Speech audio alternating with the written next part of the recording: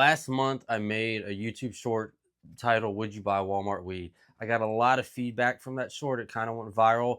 And in this video, what I'm going to do is I'm going to take a little bit of a deeper dive and why that video was important, why I made the video, and just tackle a couple of points that I think are super important for people to understand when it comes to the cannabis industry.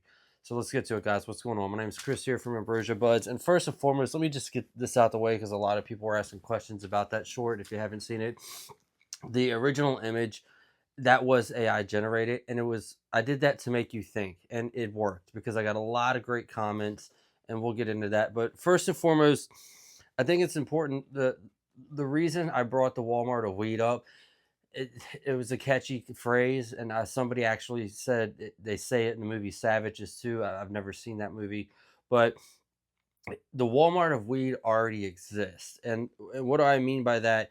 Big chain weed or corporate weed is already here. And if the states, we only have so many states that have gone legal for a recreational purpose. And the cool thing about the cannabis industry, until we go federally legal, we still have a foot in the fight as far as preventing big corporate weed from taking over. And when I say big corporate weed, what I'm talking about is MSOs. For a lot of people that smoke and don't understand the laws, what an MSO stands for, and these exist, and these are the Walmarts of weed, they're multi state operators, okay?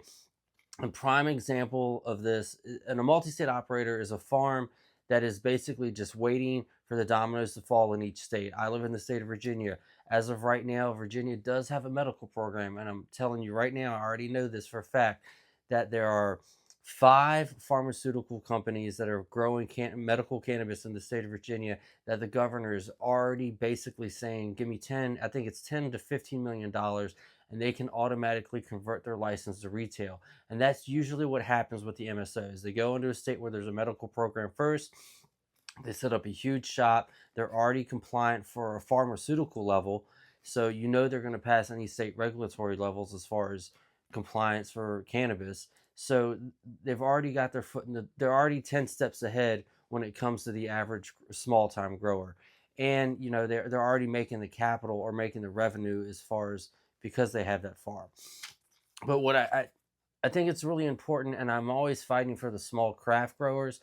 I completely understand, guys, that there will be a need for big cannabis, like for a corporate cannabis, if you will, for these big farms because of the supply and demand. But just because that need exists does not mean the small craft growers should be completely cut out of the picture. And there needs to be a balance in the laws when it comes to that. And if you guys don't believe me when I say the MSOs of the Walmart of weed, go through the comment section of that shorts video. I've spent time on the West Coast in Oregon and California. I visited Harborside Clinic. I was there during the medical program before everything was recreational because I called the West Coast the land of the free when I went there because I thought it was going to be better to go there when it was legal. And I sat down with the lawyer that wrote the laws for those programs and questioned him for 2 hours about the possibilities. And what I saw was basically an intentional gray area created for big business to take over. And if small time farmers don't start stepping up and uniting, it's going to happen. And what happens when that happens is you see a lower quality, you see mass produced cannabis on a lower quality. Okay, and there's nothing wrong with that. Like there's always going to be Anheuser-Busch when it comes to alcohol and beer, and the Budweiser of beer. But there's also, when you look at states like Oregon and my state of Virginia, craft brewing is a big thing. And you can even look at the wine industry. People make hooch in prison, okay? But then there's a multi-billion dollar global wine industry in the craft and the integrity of the industry. And that's kind of what I'm fighting for.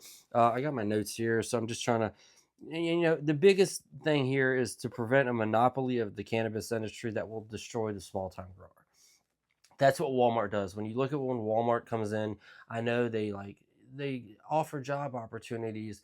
They have, cheaper prices on this and that. But when you really boil it down, guys, when you buy local, especially when it comes to an agricultural product, your food, your cannabis, it's always better, not just for you physically or health wise, but also for the health of your local economy. And when Walmart or corporate companies come in and take over, what they do is they push out the mom and pops.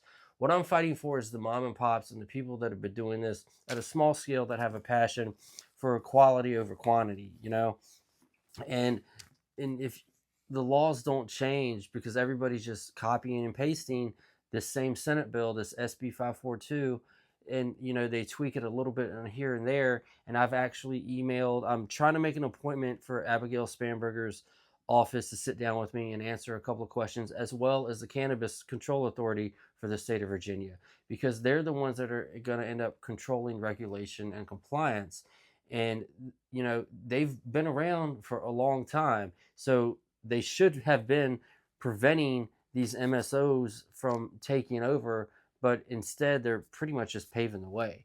So that I'm kind of wondering, like, I'm gonna deep dive and get all conspiracy theory and start connecting the dots and following the money to see who's in whose pocket, basically, because I have a really good feeling that when you look at the new governor of Virginia and the Cannabis Control Authority, you're going to see a lot of treachery when it comes to the industry.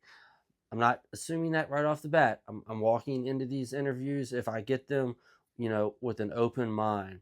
But the fact of the matter is, when you look at the states that have already had recreational cannabis use in place for a while, you see a lot of this.